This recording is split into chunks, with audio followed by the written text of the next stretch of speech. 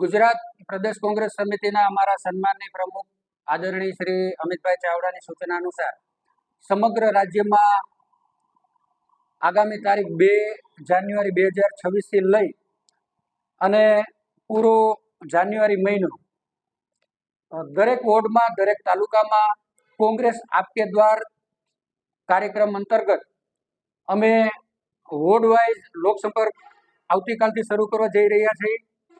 આ સંપર્ક દરમિયાન સ્થાનિક લોકોના જે પ્રશ્નો હોય એ પ્રશ્નો સાંભળવાના છે.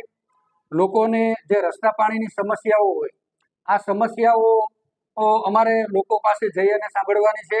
ઉપરાંત એક જનમંચનો દરેક વોર્ડમાં અમે કાર્યક્રમ કરવા જઈ રહ્યા છીએ, જેના જનમંચમાં સ્થાનિક લોકોને અમારે સાંભળવાના, સ્થાનિક લોકોની પીડા શું છે, રાજ્ય લેવલના પ્રશ્નો હોય તો વિધાનસભા લેવલે પણ રજૂઆત કરવાની છે. સ્થાનિક લેવલે જુનાગઢ કોર્પોરેશન લેવલના પ્રશ્નો હોય તો અમારા વિપક્ષ નેતા લલિતભાઈ પરસાણા જનરલ બોર્ડમાં પ્રશ્નો ઉઠાવે અને આ પ્રશ્નોનું નિરાકરણ થાય. એ અર્થે અમે આવતીકાલથી જન સંપર્ક યાત્રા પણ શરૂ કરવા જઈ રહ્યા છીએ. ઉપરાંત જન આક્રોશ પદયાત્રા દરેક વોર્ડમાં રોજની એક વોર્ડમાં આખો દિવસ અમે પદયાત્રા કરી અને લોકોની સમસ્યાઓ જાણશું. ઉપરાંત જે જુનાગઢ મહાનગરપાલિકાનો જે ગેરવહીવટ છે, ગેરકાયદેસર જે ડિમોલેશન કરે છે, ગરીબોના મકાનો તોડી પાડવામાં આવે છે, જે શાસનમાં બેઠા છે એવા ઘણા બિલ્ડરોએ કે જે ગેરકાયદેસર બાંધકામો કરી કાઢવાના ઓકડા પણ દબાવી દીધા, એના બાંધકામો તોડવામાં નથી આવતા.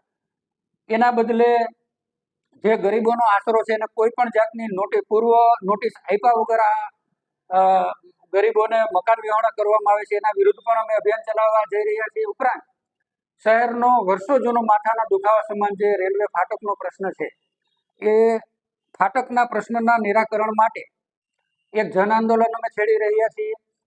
ફાટકલેસ જુનાગઢના બેનર હેઠળ લોકોને, બહોળા સમુદાયને આ અભિયાનમાં અમે જોડવા માટે સહી ઝુંબેશ પણ અમે આવતીકાલથી શરૂ કરવા જઈ રહ્યા છીએ. અને 16 કે 17 તારીખ સુધી લગભગ અમારા 15 વોર્ડ કવર થઈ જશે. પછી જન આક્રોશ પદયાત્રા પણ અમે શરૂ કરવા જઈ રહ્યા છીએ.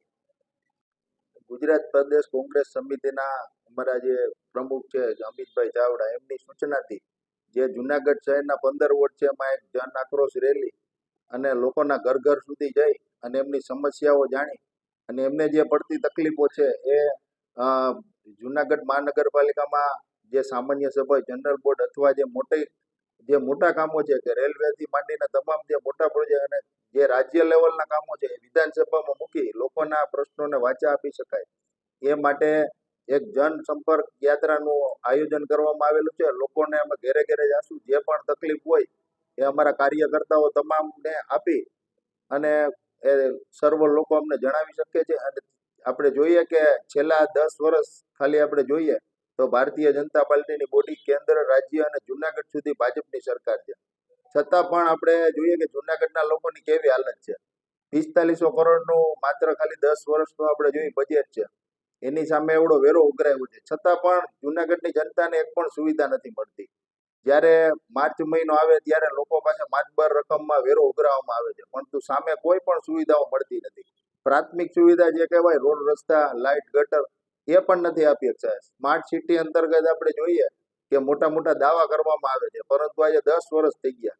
ટીપી જે લાગુ કર્યું છે, ટીપી પ્રમાણેની પણ મહાનગર કક્ષાની પણ સુવિધાઓ જે છે એ જુનાગઢના શાસકો આપી નથી શક્યા. ભાજપ સરકારમાં અતિ આપણે જોઈએ કે જેટલી પણ ગ્રાન્ટ આવે ભ્રષ્ટાચાર થઈ અને વેડફાટ થઈ જાય છે. એટલે આ જે જન આક્રોશ રેલી છે એમાં જે જુનાગઢની જનતા છે એમને વિનંતી છે કે તમારા જે પ્રશ્નો હોય, અમારા જે તમામ જે કોંગ્રેસ શહેર કોંગ્રેસ છે એ તમારા દ્વારે આવશે, તો અમને જણાવો, જેથી કરી આપને આ પ્રશ્નોને વાચા આપી શકાય અને આપના જે કામો છે એને ઉપર સુધી, સરકાર સુધી આ લોકોને જગાડી શકાય.